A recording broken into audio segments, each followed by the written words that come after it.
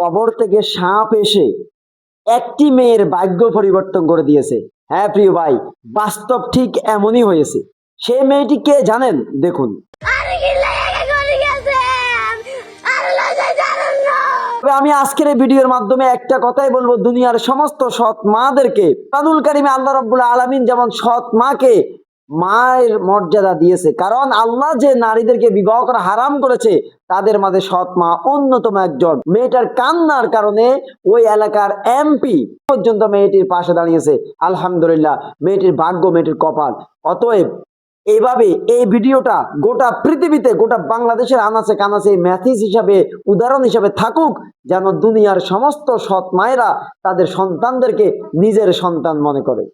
এই কান্না, এই মেয়েটি তার সৎ মায়ের অত্যাচারে তার মায়ের কবরের পাশে গিয়ে যে কান্না ধরেছে, আপনারা জানেন এই ভিডিও চূড়ান্তভাবে চতুর্দিকে ভাইরাল হয়ে গেছে। এই কান্না তার জীবনের ভাগ্য পরিবর্তন করে দিয়েছে। আল্লাহ সুবহানাহু ওয়া তাআলা কখন যে কাকে কি করে কেউ জানে না, কখন কার ভাগ্য কিভাবে পাল্টে যায় কেউ জানে না। সে যেই হোক, দুনিয়াতে হাজারো কোটি সৎ মা আছে।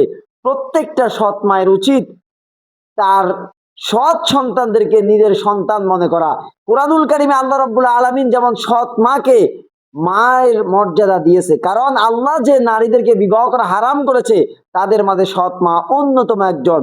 অতএব কোরআন যাদেরকে এত মর্যাদা দিয়েছে, এই সম্মান দিয়েছে, সেই সৎ মায়েরা তাদের সন্তানদেরকে নিজের সন্তান মনে করা তাদের ঈমানি দায়িত্ব।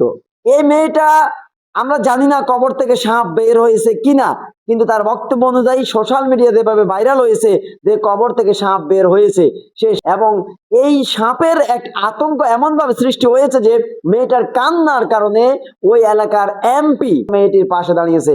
আলহামদুলিল্লাহ, মেয়েটির ভাগ্য, মেয়েটির কপাল।